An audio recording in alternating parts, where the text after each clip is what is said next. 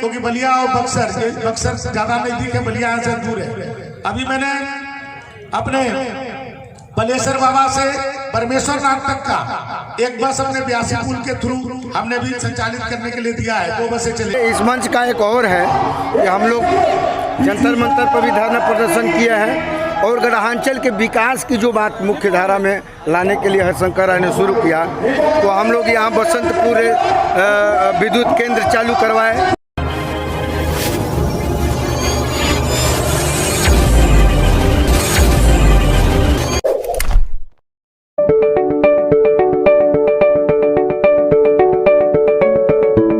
आमाओं में पानी टंकी चालू करवाए। ऐसे नली गली की लड़ाई लड़ते हैं और जनता की समस्या जो तो हासिल तो बहुत हुआ है कि जब जब कोई समस्या होती है उसके लिए हम लोग धरना प्रदर्शन भी करते हैं और वो काम पूरा होता है। आज भी मंत्री को आश्वासन देके गए। आज हमारे ग्रामांचल क्षेत्र में जो लगभग 1992 के बाद बस स्टैंड बहुत खूबसूरत हुआ करता था, स्टीमर से लोग आ जा रहे हैं उद्यान और बक्सर रामरेखा घाट वहाँ से चलता था। रोडवेज बहुत खूबसूरत है, वो जर्जर पड़ा हुआ है। उसकी मांग हम लोग किए जिसको तुरंत उन्होंने पूरा किया कि हम तुरंत उसको खूबसूरत बनवाएंगे बस स्टैंड। फिर हम लोग जर्जर तार बिजली के उसकी बात किए।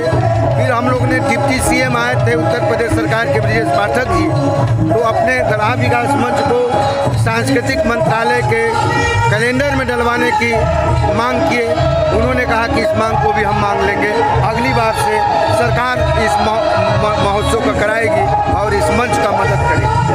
उस समय भी मैंने कहा था, आज इस डिमांड पत्र में बताया गया कि गढ़ा महोत्सव को भी सरकार के जो अपनी जो सांस्कृतिक जो हमारा विभाग है उससे अधिसूचित कराया जाता है। उस समय भी ये बात चली थी, लेकिन मैं उस समय पार्टी के उपाध्यक्ष था और उपेंद्र भाई मंत्री थे। मालूम नहीं क्यों नहीं इसको करा पाए, मैं इनकी मजबूरी को नहीं जानता हूँ, लेकिन आज आप सबके प्यार से मैं भी आज मंत्री हो गया हूँ। तो मैं आपको वादा करता हूँ कि जब अगला गढ़ा महोत्सव होगा तो उत्तर प्रदेश सरकार की सूची में शामिल है। इस महोत्सव के जब सभी खर्चे उत्तर प्रदेश सरकार उठाएगी, हर बरस उठाएगी। मैं आपको जोगी जी के मंत्री के रूप में आपको यह आश्वासन दे रहा हूँ। और मैं आपको बताता हूँ कि आज बलिया बदल रहा है। बहुत सारे डिमांड है, इसमें मैं एक एक करके बताऊंगा। इसमें 5 डिमांड जो है चंद्रमणि ने मुझे बताया है, 5 के 5 पूरा होगा। 5 के 5 पूरा होगा। मैं अगले बार इसका पूरा हिसाब किताब के साथ हम लोग यहाँ पर गढ़ा महोत्सव बैठेंगे। हमारे विभाग का भी एक काम इन्होंने बताया, बिजली विभाग है, स्वास्थ्य विभाग है, इन्होंने दिया है। लेकिन एक विभाग हमारे परिवहन विभाग का 1992 से इन्होंने बताया कि हमारी यहाँ परिवहन निगम की, उपेंद्र भाई ने भी बताया कि हमारी एक यहाँ पर रोडवेज वो बंद पड़ी हुई। आप जब मैं बलिया का तो रोडवेज मैं हवाई अड्डा की तरह बना रहा हूँ, लेकिन जो है यहाँ का भी है कि रोडवेज आप देखेंगे कि सबसे खूबसूरत बिल्डिंगों में से मैं इसके लिए ये तो मेरे हाथ का ही काम है, इसमें किसी कहने की जरूरत नहीं है। और बस की जहां तक प्रश्न इन्होंने कई बसों चलाने की बात कही है, मैं आपको आश्वस्त करता हूं कि अभी जब मैं 150 नई बसें खरीदा था तो बलिया को 4 बसें दिया था। अब मैं 1150 बसें खरीदा हूं, उसमें बलिया को कम से कम 50 बसें दूंगा, क्योंकि भाई जहां मंत्री रहता है वहां का ज्यादा होता है। तो आपको 50 बसें में जितनी बसें आपको चाहिए, जिस रूट पर चलवानी हो आप लिख के दे दीजिएगा, वो बसें चलेगी। मैं तो आने वाले दिनों में आप समझिए जो अपने एक्सप्रेसवे बना है ये सरकारी रूट है, लेकिन हमने इसको भी जनता के लिए खोल दिया। बहुत जल्द टेंडर 2-4 दिनों में टेंडर आ जाएगा।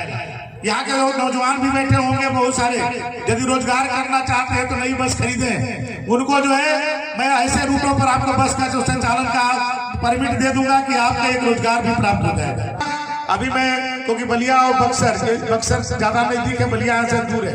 अभी मैंने अपने बलेश्वर बाबा से परमेश्वर नाथ तक का एक बस अपने ब्यासी पुल के थ्रू हमने भी संचालित करने के लिए दिया है। 2 बसें चलेगी, एक जो है ब्रह्मपुर से चलेगी और एक जो है हमारे बालेश्वर नाथ जी से चलेगी, और दूसरा हमने भिरगू बाबा से विश्वामित्र के लिए चला रहा हूँ। तो बक्सर और बलिया को भी मैंने ज्यादा फ्रीक्वेंटली जुड़े, उसके लिए अभी ये पुल जब बन करके तैयार होगा तो बहुत सारे, मैं 500 बसों का बिहार से एग्रीमेंट किया हूँ कि बिहार हमारे यहाँ 500 बसें चलाए, हम उनके यहाँ 500 बसें चलाएं। तो आप लोगों की कभी कमी बस की नहीं होने देंगे। आपको एक नहीं, अब एक मांगेंगे तो दो देंगे।